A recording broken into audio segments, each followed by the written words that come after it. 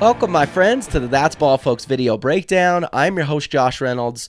Very happy to have you back for the second episode. We will be recapping the sad game against Oregon State last weekend. Touch on that a little bit, my thoughts. Again, what I liked, not a lot, and what I didn't like a lot, but we'll keep it positive and upbeat. Also, looking forward to the bye week and the matchup against Cal, and we'll wrap it up and recap everything with another Pro Utes weekend in the NFL with Dalton Kincaid, Zach Moss, and Brant Kuithe. Let's just rip off the Band-Aid and talk about Friday. It was a brutal go and a brutal start to the weekend. Utes obviously getting demolished up in Oregon State, and it wasn't good all the way around. The offense looked terrible and stagnant. The defense looked absolutely exhausted, having to be on the field the majority of the game. Look, could I spend this entire video just being extremely negative and blasting everything about the Utes? Yes. Is that what I'm going to do? Absolutely not. I'm going to take a much more positive, upbeat spin to this because that's who I am and that's the way I like to approach things. We're currently sitting at 4-1, ranked in the top 20 in the country. We have wins against Florida, Baylor, UCLA. We have done all of this without our starting quarterback, our backup quarterback, our starting tight end, our starting running back, our backup running back, our entire defensive line, and our starting kicker. We are banged up all the way around and have still somehow found a way to be 4-1 5 games into the season. It sounds like a win to me. Let's take an even bigger step back and look at the season as a whole. If you would have told us that going into the season, we would be 4-1 5 games in, ranked in the top 20, and do all of this without all of those starters who I just mentioned, we would all take it in a heartbeat without even arguing in the blink of an eye. Does anybody remember the 2021 season? We drop a game up at Oregon State, our first conference loss of the season. We end up winning out, and we go on to win our first Pac-12 championship. Why can't we do that again this year? Obviously injuries, but if we get healthy, why not? Why couldn't we make another run? You're looking for another positive? I'll give it to you, and it's Jonah Elliss. He continues to be a freak. He added 2 more sacks on Friday night, still remains the nation's leader in sacks, absolutely dominating that side of the ball. That spin move is just perfection. I can watch it over and over and over again. It's beautiful. We're sitting in a really good spot for a potential return of Cam Rising, Brant Kuithe, Jaquindon Jackson, and others. We've got the bye week to rest up, and I mentioned it last week, we need it more than any other team in the country. We can come back with a giant shot in the arm against Cal. And again, all that said, there are certainly some very fair criticisms that this Utah team deserves. Last week, I gave it to Andy Ludwig, right? I said, hey, I would really like him to open up the playbook. Let's let Nate Johnson air it out a little bit. That's exactly what he did, and it did the exact opposite of what I wanted it to. It didn't work. So many missed throws, so many drop passes, so many bad penalties, terrible penalties.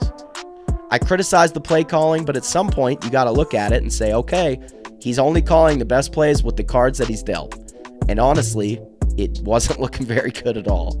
Nate Johnson was benched for Bryson Barnes, and rightfully so, in the second half. And honestly, I liked what I saw right out of the gate from Bryson. If it wasn't for a bad snap and a terrible throw by Bryson, which ended up being this interception right here, we've got ourselves a 1-score game. Then, to add insult to injury, Bryson Barnes was hit with this incredible cheap shot, which landed him in the hospital after. Look, I've had a lot of people on Twitter tell me, oh, this is a bang-bang play. This is just a football play. And to those people, this is what I've got to say. Nate came back into the game and also ended up getting hurt. You just felt bad for the guy. Even the commentators were saying how rough it was and how bad they felt for Nate Johnson. It is so bad that it has gotten to the point where Utah, there was a report, they may even have to hold an open tryout to have somebody come in and just be a quarterback, and hopefully a backup quarterback for Cam Rising in that game against Cal.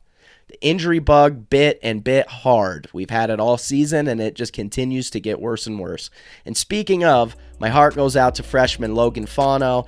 I mentioned him on the last episode of one of the players I love to see most. He went down with a non-contact knee injury. He ended up tweeting and confirming that he did tear his ACL. It showed him on the sideline on crutches after with the towel over his head and tears in his eyes. You just felt terrible for the guy. He's had an amazing start to his career at Utah, Just a little, we all say it, but a minor setback for a major comeback. A couple plays later, his brother Spencer goes down. We got rolled up on. He goes down as well. Can you imagine being his parents sitting in the stands, seeing that happen to both of your boys in less than 5 minutes? Absolutely brutal. But again, prayers go out to Logan Fano. Quick recovery, my brother. It was a brutal week, a brutal game, and a brutal outcome. Look, it's football. You know that there's going to be injuries, but I've honestly never seen anything like this before. Whittingham was quoted saying the same thing. In all my years of coaching, I have never seen injuries quite like this. It's unbelievable. But with all of that said, again, we're sitting in a good spot. The biggest glaring red flag is the quarterback play and the injuries and lack of quarterbacks at this point. With all of the quarterback injuries, you can't help but think about the future. What does this team look like next year and beyond? Now, I am saying this as somebody who doesn't agree with it and thinks it's 1,000% stupid, but there's a tweet from somebody saying that they heard from somebody's cousin's dad's nephew that Cam Rising is going to take a medical red shirt this year. Again, I don't agree with it. I think it's stupid. However, it did make me think, what does this mean for the future of the Utes in the quarterback room? It made me think about how nice it would be starting off the Big 12 conference play with Cam Rising as quarterback. I don't hate that. I do hate the idea of punting the season, but again, I don't hate the idea of having Cam there. But it did make me think about the future of the Utes, especially with the news that came out this week as well about American Fork standout Davis Andrews committing to Utah. Utah now has a stranglehold in the state of the 2024 recruiting class, just absolutely locking down anybody and everybody that we want. But I want to look at the quarterback position specifically, which led me into a deep dive into Isaac Wilson. We all know that Isaac Wilson is Zach Wilson's brother. We also know it was really fun to get a commitment from him to wear crimson up at the U and stick it to BYU fans. At least that's why I was pretty excited. But in all reality, if there is no Cam Rising next season, this very well could be Isaac Wilson's team, and I could be ready for it. Isaac is currently sitting second in the nation for total passing yards at 2,782, only 8 games into his season. He's completing over 65% of his passes, throwing for 31 touchdowns and only 6 picks. Also, shout out to the state of Utah for representing on this list. 3 of the 5 top passers in the entire country, Jackson Stevens and Marion Starkweather. It's the coolest last name I've ever heard in my life. Dudes are balling. Isaac has Corner Canyon sitting at 7-1, with their only loss being to national powerhouse Bishop Gorman. The other week, Isaac put up 6 touchdowns, 370 passing yards, went 22 for 28, and scored 49 points all in the first half. The dude is amazing. Now, I'm not skipping over the rest of the season with this Isaac Wilson talk. I'm just excited about the future, excited about his future in a Utah uniform, and it is bye week after all, and we don't have any updates or injury reports or anything like that, as Whittingham plays his cards pretty close to the chest. But I said this last video, I'm extremely confident that both Cam Rising and Brant Kuithe will make their debut and return onto the field against Cal. A nice little tune-up game against Cal before the big guns on the schedule come out. USC, Oregon, ASU, and Washington, those are some brutal games to come right back into. But we have absolutely zero chance without those dudes playing, so we need them to come back. No shot they come back against USC on the road. It's got to be Cal. I'm actually so confident that it's going to be Cal that I will literally give away this signed Brant Kuithe Eagles picture to somebody who comments here if they do not. Actually, scratch that. I will give away this signed Brant Kuithe picture to somebody who comments below. Just let me know your favorite Brant Kuithe Utah Utes memory. Leave a little review what you thought of this video, and I'll pick a winner. Just like every episode, let's finish it up talking about our pro Utes this weekend. Another great weekend to be had, and we'll start with Dalton Kincaid, the tight end for the Buffalo Bills. They kind of use him at slot receiver. He had a nice little week as well. Josh Allen honestly needs to start looking his way more because he is open the majority of snaps he's on the field. Instead, Allen is trying to force stuff to Stephon Diggs, and it doesn't work out. Kincaid ended with 4 catches and 27 yards. He's also had 15 receptions for 99 yards on the season. I fully expect those numbers to pick up as Josh Allen learns and continues to trust Dalton more and more.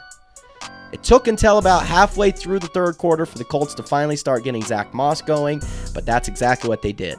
He had this 2-point conversion pickup here, which was an awesome play by both him and Anthony Richardson. Zach Moss had 18 carries for 70 yards. Now, Anthony Richardson did make his return to the field, and being the dual threat quarterback he is, took some of those snaps away on those little QB reads, especially in the red zone. Getting very curious, and it's going to be really interesting to see how this affects Zach when Jonathan Taylor comes back onto the active roster. Does he start right away? Do they ease him into playing time? Do they actually end up trading him? I don't know, but Zach has been very impressive the 3 games that he has played for the Colts so far this season. And we will wrap things up once again with my guy Brant Kuithe for my Philadelphia Eagles. Kuithe remains one of the best punt returners in the entire NFL.